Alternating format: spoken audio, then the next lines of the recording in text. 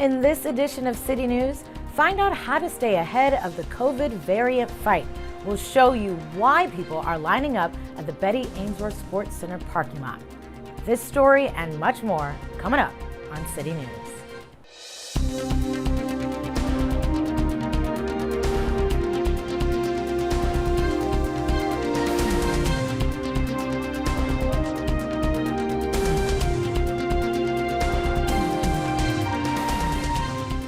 Hello and welcome to City News. I'm Lauren McKay.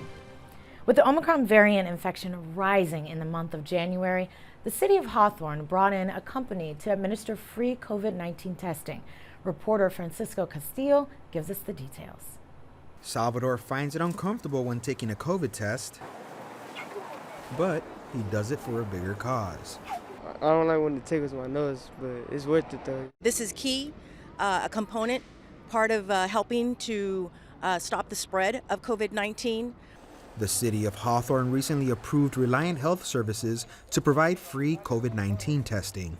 And with the current variant, I mean, the infection rate is really high, and it's really important for us to make sure that there's not only testing, but there's testing that's robust testing that's available on a long-term duration. Reliant Health Services and the city of Hawthorne have a 6-month agreement with the option to extend. This brings the question, how much does it cost to get tested? Nothing, free. That's why I like it. The great thing is the cost to the public for uninsured folks, because of the American Rescue Plan, the government is picking up the tab for that, so it doesn't cost anything to the public. Residents will be able to schedule COVID tests Tuesday through Saturday from 9 a.m. to 4 p.m. and walk-ups are welcome. For HCTV, I'm Francisco Castillo. If you would like more information or to register, visit the Reliant Health Services website on the bottom of your screen. And we have a quick update for you. The big annual event, the Hawthorne Business Expo, has been postponed until April 26th and 27th of this year due to COVID concerns. It was originally scheduled for this past January. With the surge of the Omicron variant cases, HCTV's Jennifer Murillo speaks with the Hawthorne Police Department Medical Service Director to find out how it's impacting our community here in Los Angeles. Jennifer? Hi, we are here today with Medical Director from the Hawthorne Police Department, Dr. Joe Nakagawa. Hi, Joe, how are you? Good, how are you? Good. Can you give me some COVID updates and with the Omicron variant so prevalent here in LA County? Sure. So as we all know, we're dealing with a new variant called the Omicron variant. It's very infectious compared to the prior one, which was Delta. And fortunately, for better or worse, it tends to be a little bit less dangerous than the Delta variant. So even though we're seeing huge numbers of cases, since it's a little bit less lethal, we're not seeing a huge number of people sick in the hospital. But the case numbers are quite high. So as a frame of reference, previously, with Delta, we would see maybe 20,000 cases per day in LA County, and we're seeing upwards to 45,000 cases per day in LA County. Fortunately, it looks like we've probably passed the peak on this, and now we're hovering about 20,000 cases a day in LA County. What do you think continues to continue the spread of this different variant? Well, it's tough because there were many things that caused the spike. So Omicron in and of itself is very infectious. And also you throw in out the holidays with Thanksgiving and Christmas, and then the kids going back to school. All of that has led to a perfect storm where we're seeing these huge case numbers. And I think it's probably on a decline now because the vaccination rates in LA County have improved and a lot of people have already had Omicron. So we're seeing a little bit of the herd immunity that's hopefully preventing the huge numbers from continuing to rise.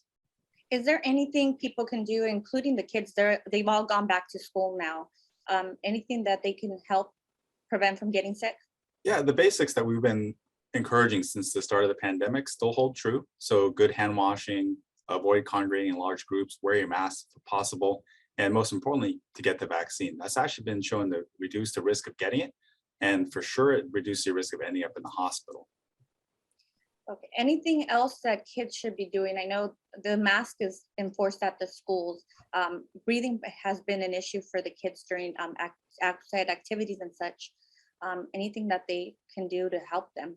Yeah, so the kids are, it's really hard to get them to understand the whole germ theory and how contagious things are. And good luck trying to get those kids to wear masks all the time when they're playing with each other. But still, the same stuff that adults do holds true. So encourage good hand washing, good hygiene, avoid congregating in large groups. And if your kids are eligible, getting a vaccine is probably the most helpful thing to prevent them from getting very sick. Awesome. And moving forward, is there hope at the end of the tunnel yet? Is there anything we can do to finally see it ending? That's a topic that's under a lot of debate right now. So there's some people who say because Omicron is so contagious and a lot of the population has gotten it, we've actually kind of reached almost a level of herd immunity. So most people do have some sort of immunity against COVID now between the vaccines and Omicron or one of the other variants. So a lot of experts are saying that from here on out, we may see it turn into more of an endemic form instead of a pandemic form. So instead of all these lockdowns and measures, will be kind of a chronic that we deal with every year, just like the flu, where we get a flu shot.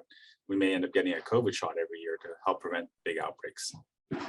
Well, thank you so much for all that helpful information, and we hope you all stay safe. Thank you. For the latest updates on COVID-19 and the variants, you can head to the CDC's website at www.cdc.gov.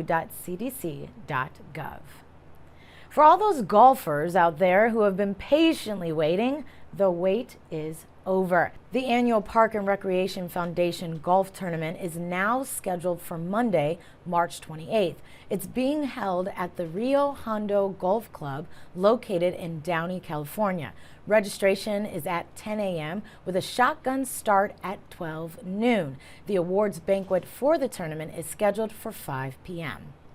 For more information about the tournament, you can contact Chip Herrera at 310-713-7274 or Mark Hardison at 562-704-4418. Well, traffic is usually a headache, but with the Rams in the Super Bowl and playing here at SoFi Stadium, the roads will be a bit tricky. Francisco Castillo has the details. Leading up to the Super Bowl on February 13th, you might see more vehicles on the road than usual. That increased traffic will not just be vehicle traffic or pedestrian traffic, but we're anticipating increased occupancy at our local hotels, as well as increased consumers at any entertainment venues or restaurants. Captain Gary Tomatani expects the increased traffic to affect the areas west of the 110 freeway down to the 405 freeway, specifically where on-ramps to the 105 freeway are located. Tomatani advises to plan accordingly. For HCTV, I'm Francisco Castillo. The Hawthorne Police Department does recommend giving yourself extra time that weekend for travel and make sure you leave out earlier than usual. The Cannabis Working Program Committee is looking for input from you. The committee is scheduling these dates and times shown on your screen to gather any citizens' questions or concerns for laws and regulations regarding the selling and operation of cannabis in the city. They are providing a range of dates and times, hoping to make it as accessible to as many people as possible. All the outreach sessions will be held at the Hawthorne Memorial Center.